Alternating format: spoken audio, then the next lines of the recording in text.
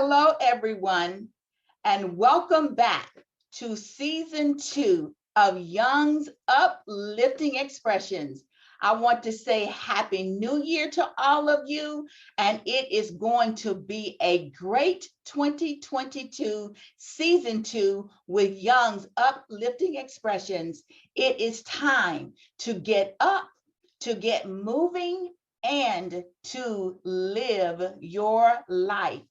I am so excited because we have great guests that's going to share their life experiences with you. And each segment, I am going to start giving you what I call an inspirational note. And one of the key things this year, in this season, I should say, in Young's Uplifting Expression is that I want us to focus. What we think about, what we meditate on is something that is important because our thoughts, our minds can control our emotions and basically the very essence of our being. So my question to you is, whatever it is that's consuming your thoughts, are you allowing it to control you? I love Psalm 121, verse 1, that says, I will lift up my eyes to the hills from where my help comes from. So why are you lifting up your eyes? We know that the eyes is the window. The eye is the window to our soul. So what's in your window view? In your window view, is it faith or is it fear? Is it hope or is it hopelessness? Do you see success or do you see failure? Do you see encouragement or do you see discouragement? So what's in your window view? So when the psalmist said, I will lift up my eyes to the hills, he says, I am lifting my mind above the outside distractions. I am lifting and focusing my thoughts on that which I know means well to me. Are you focusing on the eternal or the external? The eternal is knowing that God created the heavens and the earth.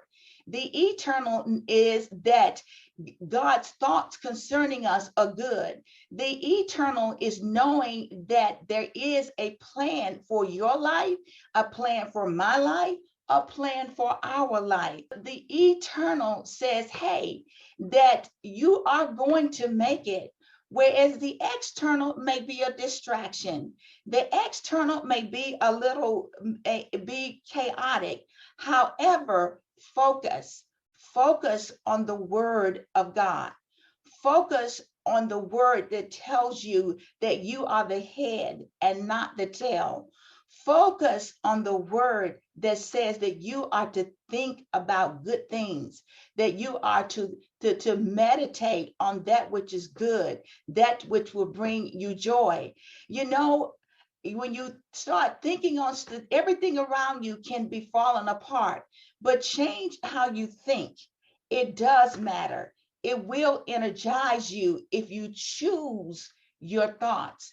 If you choose your thoughts, we have the power to make a decision about what we're going to think about, because the Bible tells us, as we think, so shall it be. And one is as we think. So it says is he, but basically he or she. So that is a decision that you have the power to make. We have a question that's going to come later in our show. Well, the answer to our trivia question. You know, I love trivia. The trivia question today is, what is the meaning of the circle of life in Zulu?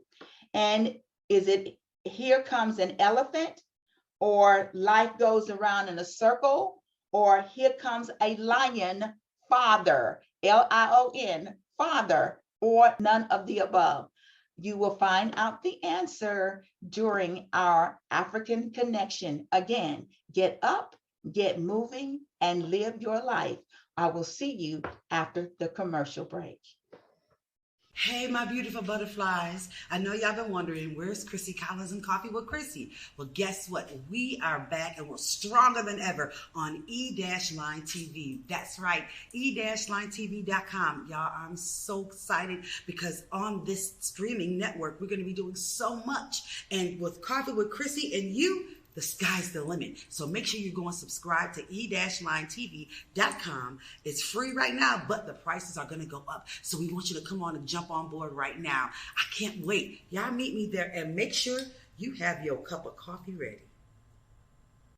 During this segment, we are going to have storytelling. Often last season, I would ask that you share your stories. Today, I am going to read a publisher's note from a journal called Avail. And the title of the story is The Power of Story. And the writer is Dr. Sam Chan, who is the publisher of the Avail Journal. In his story, he says, I grew up in a pastor's home in India. Almost every week, we would have guests come and stay in our home. No hotels in those days, so friends, acquaintances, passing through, guest speakers, friends of friends, you get the idea. Anyone needed a place came to our house. In fact, we had 2 rooms in our house designated as guest rooms. My parents were the most hospitable people. My father would keep conversations going in the living room while my mother would be preparing meals for them. Those conversations were endless. They would continue all day and into the night. In our culture, experience sharing is a part of who we are. I can vividly recall a very young boy lurking around those conversations. Those stories and experiences were mesmerizing to me. One's story ignited a similar yet dissimilar story in the other person, and impromptu experience-based conversation flowed for hours. Sometimes the adults would laugh at something funny that made no sense to me as a young boy. Sometimes they would interrupt each other to insert their own experience with the main character of the other person's story. Sometimes they would ask probing, even intrusive questions. Sometimes they would cry. Sometimes they would end up praying for the other. But all times, no one story was devalued. What you hold in your hand is a replay of the days I grew up in. And this is Dr. John talking. That is what I learned. You don't have to agree, disagree, or debate someone's experience. It is theirs to own and share. Our growth in life is in large part based, our growth in life is in large part based on sharing our life experiences with vulnerability, self-deprecation, humor, sadness, failures, and successes, all wrapped like a sweet and sour candy. Stories of failure, disappointments, and setbacks are most inviting, even refreshing, than when they don't end in success every time. Sometimes they don't. No one disparages another's story. Fewer filters make a better shared experiences.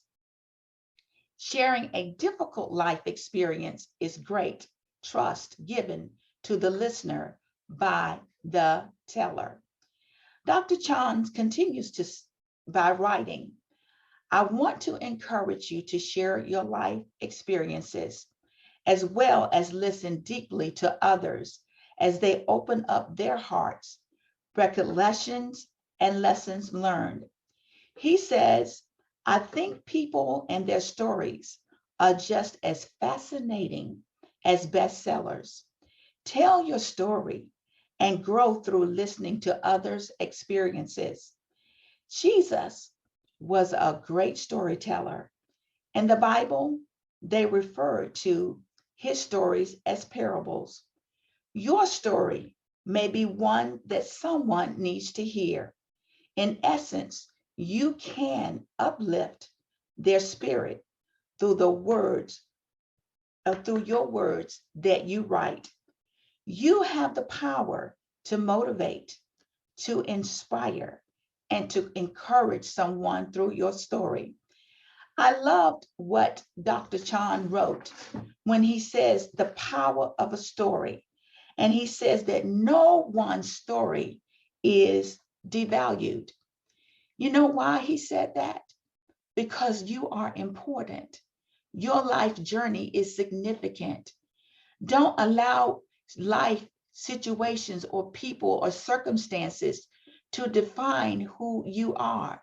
Your journey is a bestseller, but what make that which would make it even better is knowing and placing Jesus at the center of it.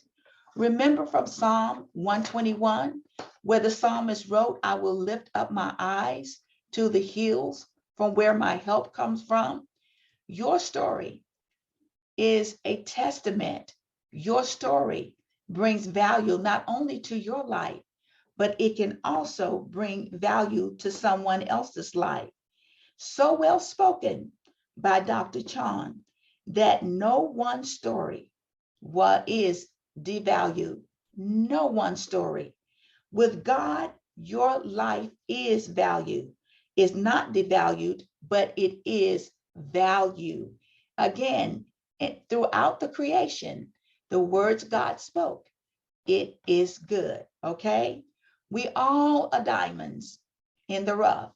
We may see sparkling diamonds, but however, before that sparkle, that diamond went through something rigorous cleaning, rigorous pruning, so that we can see how beautiful a diamond can be. It's the same thing in our lives. We go through a lot of ugly situations, a lot of muddy situations, situations where we sometimes think that we cannot make it out of. However, yes, you can.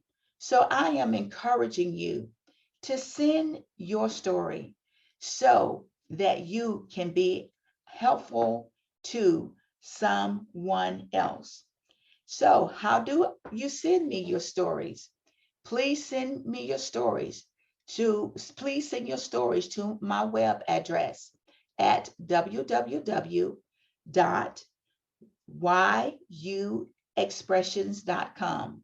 Y for young, U for uplifting, expressions.com. I am so looking forward to reading your stories and to sharing your stories. Again, you're important, you're significant, and Jesus was a great storyteller. So are you.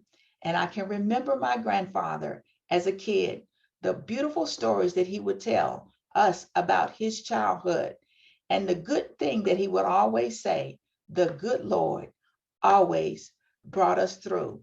And now, when I am challenged with life situations, I can reflect on stories that my grandfather told.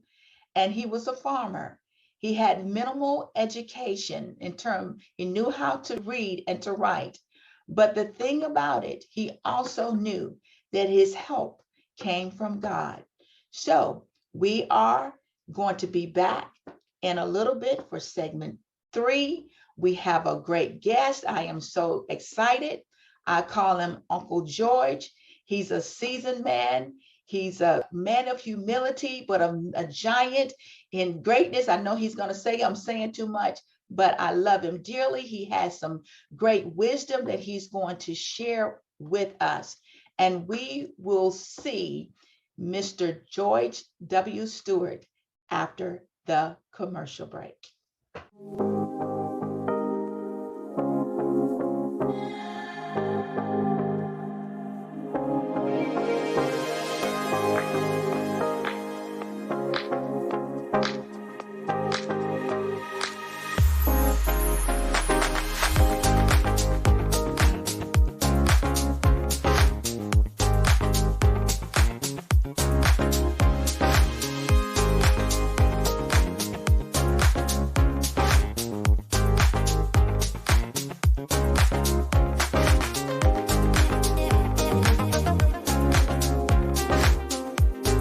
Welcome back. I am excited about this segment of Young's Uplifting Expressions.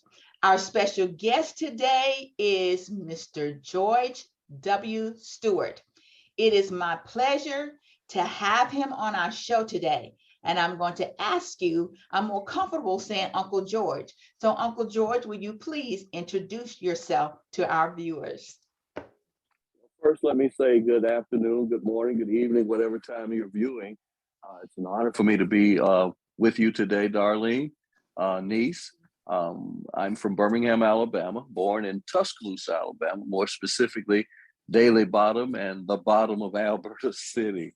Married to the lovely Dr. Jacqueline W. Stewart. Got a lot of grandchildren, got a lot of, hopefully, dear friends, member of the Moreland Conference Faith Church in Birmingham, Alabama. Apostle Stephen Green Sr. is the pastor. And I could go on, but I'm just glad to be here and thankful for this opportunity. In your bio, it states that your desire is to change the world through stories that your grandfather has given to you. Can you expound on that a little bit for us? As a writer, I want to write stories that will creatively cause people to make better decisions in life, to view life in a way that would be beneficial to their health, mind, body, and spirit. Mm-hmm. So that's pretty much that. And as far as my grandfather and other patriarchs and matriarchs of my life, just hearing their life stories. In particular, my grandmother, she was a very wise lady. She would tell us things like, don't always know everything. Let somebody else know something sometime. You know, she was in the midst of when we'd go visit her, in the midst of our time with her, she'd write in the midst of probably our most active time, she'll tell us to sit down and rest our nerves. And one thing that is done for me is I always say, when an opportunity comes, you can't get ready. You must be ready. Amen. So you got to be able to move quickly. There's no such thing as a last minute. You know, if you call someone, you tell them you need them to be on the show. You call them 5 minutes, 2 minutes before time. If they can do it, they can do it. If they can't, they shouldn't scold you by telling you, why didn't you call me early? If I could have, I would have. You know, I need you now. And so we got to be ready. And that preparation time is never wasted time. You are a great playwright. Two things. One is I want to know where that passion came from in terms of you being a playwright. And you and I had talked earlier in the week. You mentioned, because I kept saying, what's the topic? What are you going to talk about? Because there's so much wealth of knowledge in you and what you do. You said, hear, obey, and be blessed. But however, before you get to that particular subject matter, where did that passion come in your writing? And what's that journey been like in what you do? I must say first that no doubt about it, our Father put it there. God put it there. I was created to do this, and I've been doing it all my life. Most of my relatives and early friends will say that you've been writing on stuff all your life, you know, on the back of envelopes and just writing. So I wanted to ask the Lord, what is it you want me to do with this? And he said, to tell stories and to try to change the world through this gift. So I kind of grew up by myself. And what I mean by that is I was raised by my aunt and my uncle, And I was the only child for them, but we had always had my other brothers and sisters around me, which was great. But I had to use my imagination. Okay. So we lived right on the main street there in Tuscaloosa, Alabama, right down through the campus. So all times different cars, different tags would go by. And I just imagined where those places would be and what it would be like to be there. So I always took great journeys with my memory. So, I mean, with my imagination. So then now just writing those things down. Excuse me, like my voice is trying to, it's cold in Birmingham today. So I just got in. It is. You know, I'm listening to you. You talk about your mind, your imagination, your journey. And in the beginning of our show, I mentioned something about our mind and our thoughts and being focused. And one thing I want to point out is to those of you who are listening and viewing our show is, you know, there's a saying that with the that a mind is a terrible thing to waste. Great people, I don't want to say isolate, but you said pretty much to yourself. There's a lot to be accomplished when you're not in the mix of the crowd.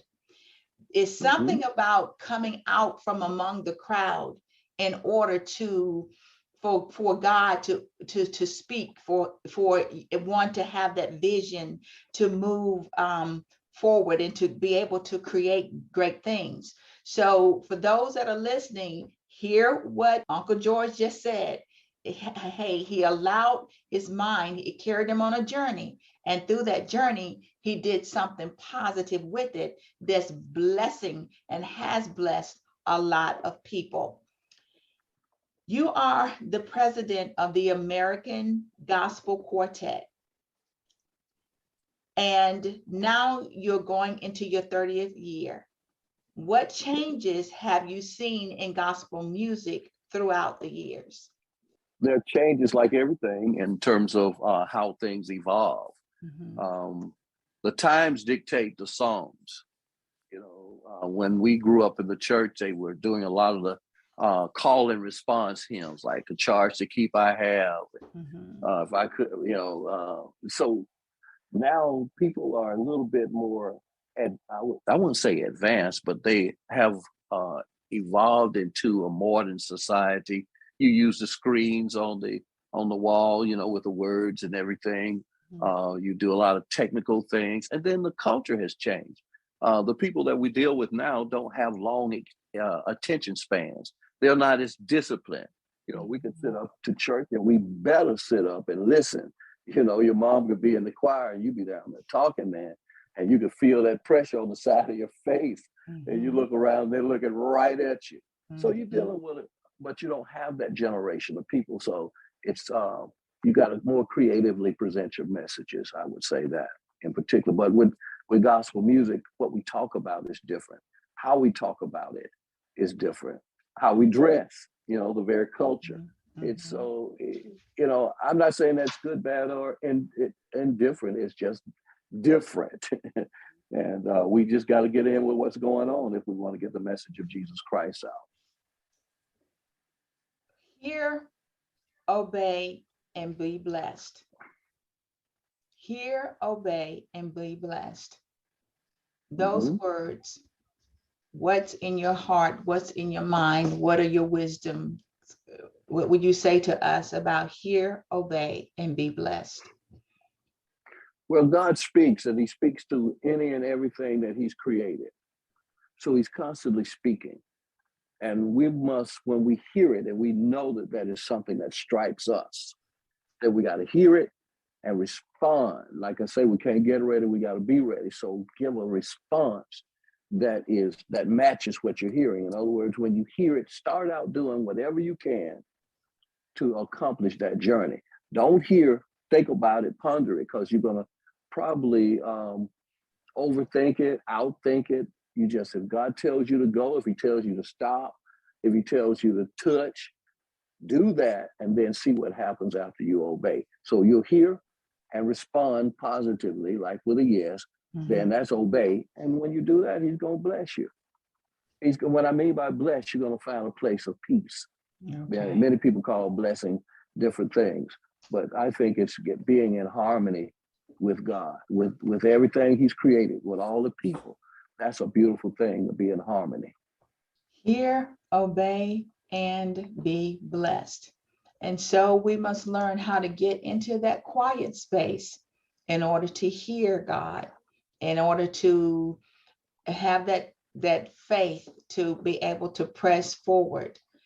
Another question that I want to ask you, you have worked with amazing talent throughout your career, and you're very modest about it, including Miss Janet Jackson. What made you choose gospel music over secular music? Well, when I had the opportunity in the early 90s to be a part of the A&M Records team, which was Miss Jackson's record label, including Barry White as well, and some other people, I was a minister then. I was called to that. When I was called into the ministry, this is what I heard God say to me. He said, I want you to minister to the so-called stars of the world, but have no one to turn to. And then he said, I'm going to anoint you to be a vision enhancer and a dream enhancer to facilitate other people's dreams. So all of that guided me to Miss Jackson and others like Steve Harvey and on and on. And so when I got there, I showed up with purpose. I knew what my whole purpose for being there was, which was to be able to be a light shining before them. Many times several times, about 6 times I was in Miss Jackson's actual presence. And I was standing there praying for her within, that their whole family would be saved, that she would be saved. And that's what it's all about. That's what the journey is about. So that's how I got there. So I didn't really choose, I haven't chosen, if you will, gospel over the secular, because if secular is not going against the will of God, it's just music with a different way of trying to get to people. You know, if you got love songs, those are love songs. How many of us are here actually because of love songs? You know, so yeah. Love songs. God is love. So as long as it's not degrading, not vulgar, then it's good. So I just want to make that plain, that I like various types of music if it's uplifting. You know, I don't want to hear nothing. I don't want to hear any gospel that is not uplifting, you know. So that's where I am. I'm just, you know, go among all the people, you know, become all things to all men. You know, we could be in the world. We don't have to be of the world, but we don't have to push those away that are of the world if we have a light that's shining. That's how, you know, if everybody's going to be well, then we need no churches and no hospitals. That's right. That's right. That's right. How has your faith journey helped your career? Wow. It's just seeing how God moves. I believe my favorite scripture right now is Genesis 2:1. The heavens and the earth are complete, and the entire host of them. So God has already put this thing in motion and set it in place. I just look at it as my hands are being used as his hands in the earth realm. So I've seen him move by his spirit, you know, didn't have the resources, didn't have the wherewithal to do something that he said do or whatever. And I've seen him move. There's no such thing as the last minute with him. It's his timing. So when that happens, it builds your faith. The scripture says, and they overcame by the blood of the Lamb and the words of their testimonies. So when I see God moving, man, how did that happen? He did it. You know, my friend Evelyn turned teenage, he made a song, God did it. Well, he did it. He did it. And if he's done it once, guess what? He'll do it again and again and again and again. And again. Well, it is time for a commercial break right now, and we will be back with George Stewart after the commercial break.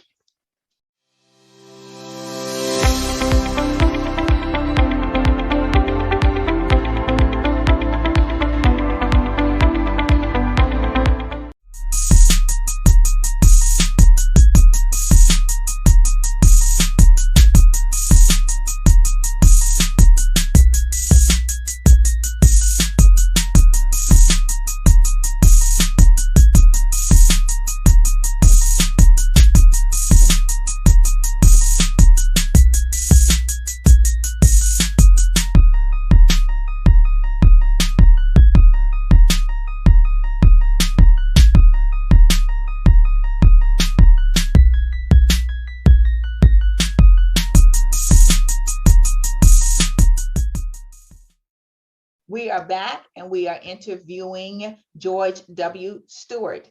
And he is sharing with us his journey in the gospel and entertainment industry. And he has been giving us some insight on that journey and in his faith walk with God through the process. Another question that I have for you is this. In your bio, it also stated you are a youth advocate. How important is it that we teach and steer youth on a good path? It's vital. It's vital that we invest in our young people. When you see prisons being built on the back end, I call it, I wish that we would consider putting that kind of money on the front end with our young people. Because first, we got to, when we have parents, I'm saying in the high 90s, in particular in the African American community, we have one parent households, and in the high 90 percentile, those one parents are mothers. So you have no real headship. In the old day, we say, well, some people who had only a mother, well, my mom was my mama and my dad. Well, I can understand what they're saying, and the environment was different. The culture was different. You watch television back in the old days when you had things like the family stories. They never showed you the mama and the dad in the bed, same bed. They were they were trying to keep it wholesome. But of course, now what do we get? We get the whole thing. So it's so influencing, it's so impacting on the minds of young people who don't have a strong structure in the family. And let me back it up a little bit more and say in the village raised the children.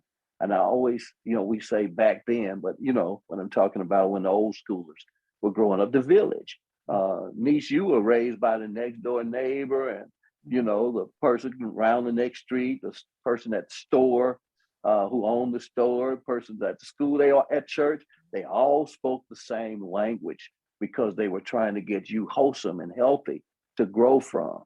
Mm-hmm. And so it's important. And I think even though we can't come back geographically to become a village again, so to speak, because most of us don't even know our neighbors. And we know our next door neighbors, we don't know the person across the street, 2 doors down. Mm-hmm. So we don't have that camaraderie, all the names. I could call some of the names and these people had some input in your life. So they had the spirit. Let's have the spirit of the village and try to speak life into our children. When I see children, not just little children, I say, oh, you look like a lawyer. You sure you're not a lawyer? Oh, you look like a doctor. You look like a school teacher. Man, you look like you. Man, I see greatness in you. And sometimes you could feel it, man. They feel it because you're saying to them, you are somebody. That's right. Don't think that you got to, protect yourself. I see the young ladies. I say, you know what? You're a thoroughbred. You don't feed a thoroughbred at the Kentucky Downs. You don't feed them candy. You don't feed them junk. You take care of them like they're worth. So young lady, carry yourself like you're worth something. Young man, hey, be proud, man. Carry yourself in a proud way. Speak up, speak out. Come forth with confidence and authority. That's my input. I may not know them. They've been just, at the convenience store or whatever, but I want to put that in them.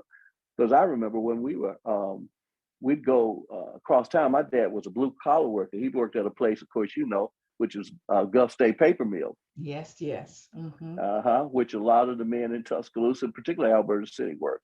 But I remember us going across town, we call it, over by, I'm just throwing these names out there, Druid High School below Stillman College. Yes. And this guy would wave at us. He had on a suit and tie. I said my dad was a blue collar worker. He never wore a suit and tie.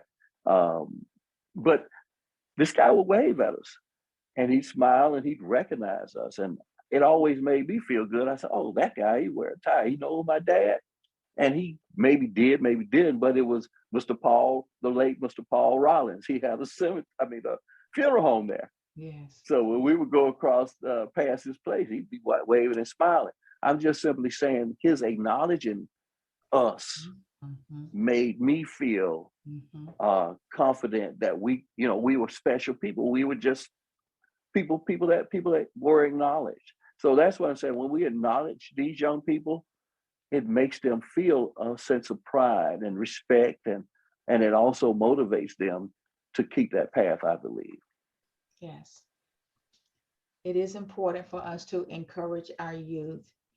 Mm-hmm. Again, you recently celebrated 30 years of the American Gospel Quartet. What new ventures can we expect in 2022?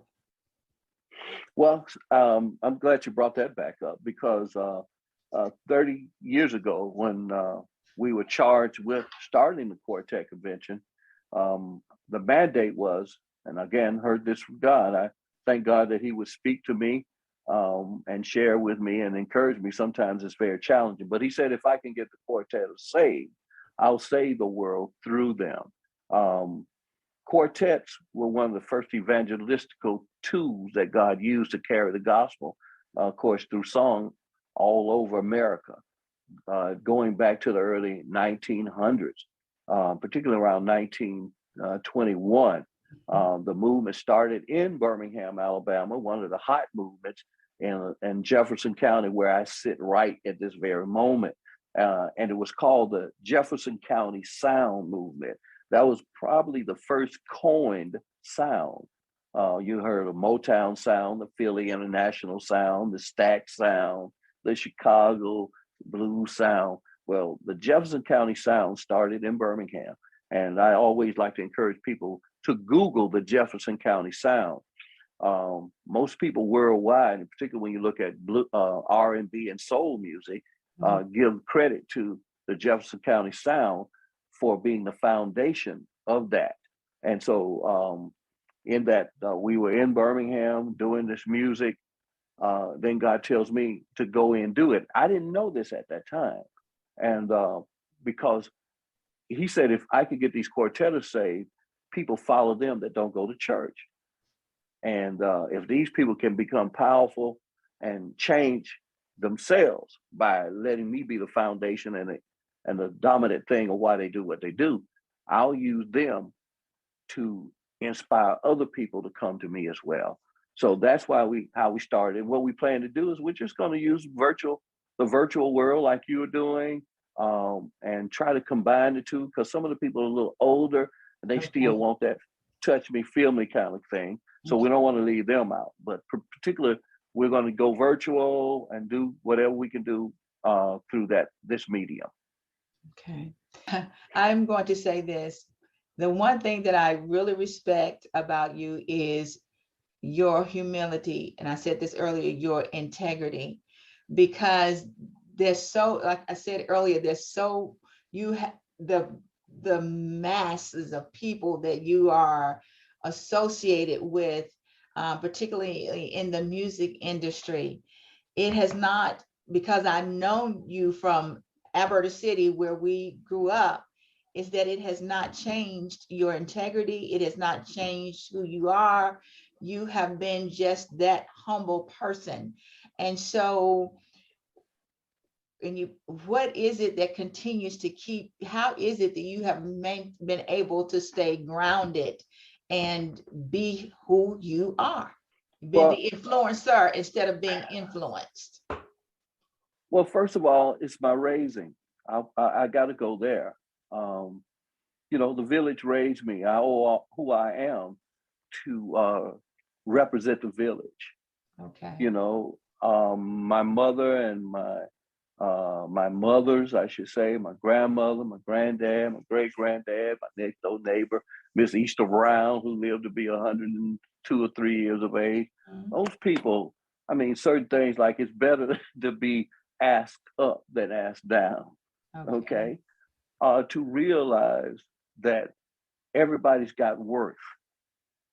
So I don't want to have the type of mindset to have low self-esteem that I need to be feeling like and acting like I'm more than anybody else. You understand? That's people who got a problem. I really don't need to be better than somebody else.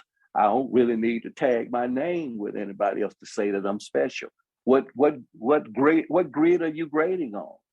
I see how that looks. I've seen people who act like that, man. That's an ugly look. That's ugly to think because you got a little fame and a little shine right now, you better than somebody else. Come on, be for real. If that was the case, that everybody who's ever had a little shine would still have it. Simply put, you need to act like you need to walk low. Don't walk in the who you think you are right now. Don't try to carry yourself and expect great things out of people because that's not going to be with you always. Then what you going to do? See, so if you walk lowly, you can always be you, and you can always just love on people. I mean, I want to say this: when you're at the top of what you do, at the apex, that's the time to do for people what you would normally have to do. In other words, making yourself available. Don't make yourself distant, because when you do level off, people will appreciate the fact that when you did have the juice, you did for them what you really didn't have to do, or what most people, average people, wouldn't do. So that's my thing. And plus, I enjoy just being me. I don't put on a whole lot of airs. I enjoy. I have a beautiful wife, and very smart. Just creative, innovative, but she's my kind of people because, she's touchable. I'll put it that way. Yes. You can access her. So that's what it is. I don't deserve anything special, honestly, for that. That's just how it should be. Yes. Jesus said, the one that desires to be great, let him be your servant. That's true. I want to say thank you, Uncle George, for being here. We have been. Time is up. Our time is up. Yes. Oh, we thank you, Uncle George. We've been interviewing George W. Stewart. He is the president of the American Gospel Quartet Convention Incorporated. If you have not ever gone, please go to the Facebook page and tune in, because it is a great ministry and it blesses many, many people. So again, thank you so much for being with us today on E-Line Media TV.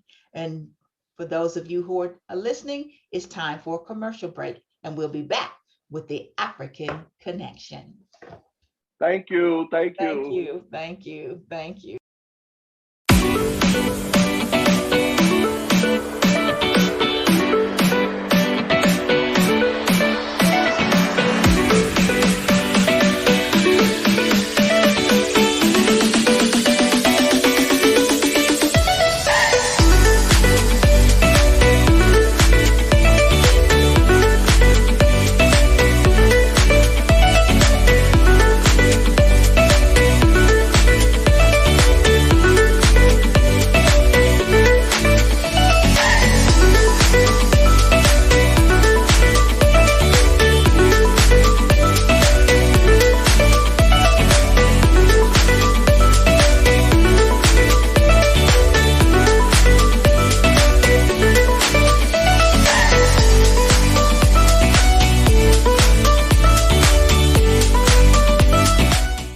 Hello again, and welcome back for the African Connection. We know that the origins of all humanity started in Africa. So this segment, what I will be doing in season 2, is talking about African culture, the arts, religion, entertainment, and politics. So today, during the African Connection, I am going to talk about South Africa. South Africa is known as the Rainbow Nation. So you may say or ask, why is it called the Rainbow Nation? The Rainbow Nation was the name given to South Africa by Archbishop Desmond Tutu after his first democratic election in 1994, since the apartheid ended. It is a metaphor for the coming together of all different peoples who live in South Africa. a nation with 11 official languages. The opening song in the Broadway musical, The Lion King, is the circle of life. And it represents that rainbow very well. And because it encompasses all people, and it is the song in the Zulu, and it is sung in the Zulu language, a language most likely spoken in South Africa.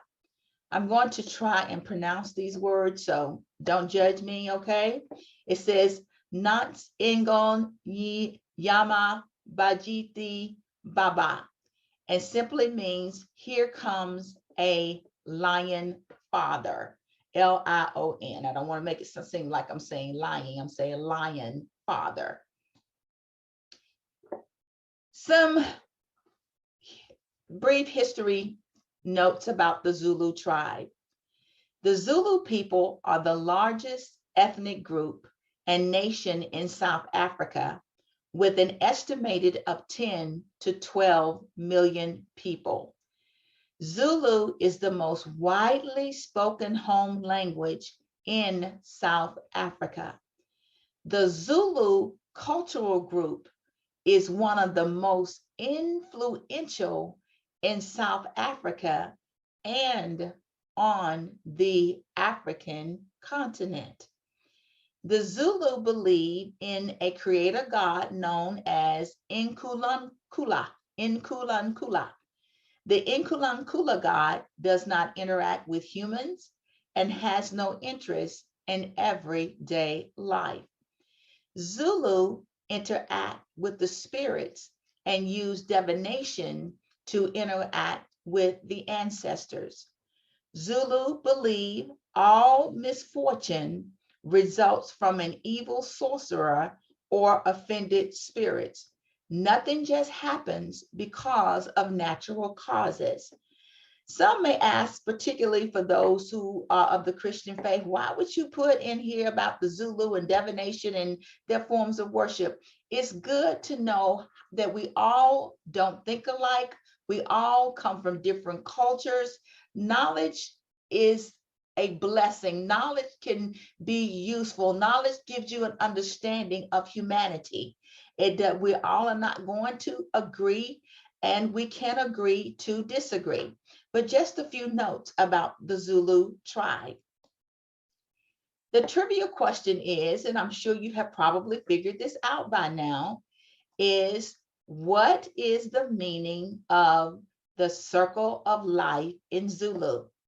Here comes an elephant. Life goes around in a circle. Here comes a lion father, or none of the above. Ding, ding, ding. The answer is, here comes a lion father, Lion. And you know that song comes from the Broadway play, which has been a hit and been around for a long time, The Lion King. Nelson Mandela was born in 1918 and he transitioned in 2013. He became the president of South Africa from 1994 to 1999.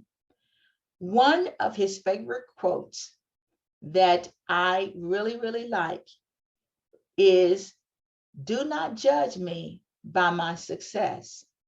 Judge me by how many times I fell down and got back up." I'm going to repeat that. One of Mandela's favorite quotes is, "Do not judge me by my success. Judge me by how many times I fell down and got back up." In our African Connection today, I shared with you, we talked about the Zulu tribe, their religion, and we talked about the circle of life. Again, on Young's Uplifting Expressions, we too are a circle of life. And how we're going to share our circle of life, I keep pushing and keep encouraging you to send in your stories. I am asking you to send your stories to yueexpressions.com.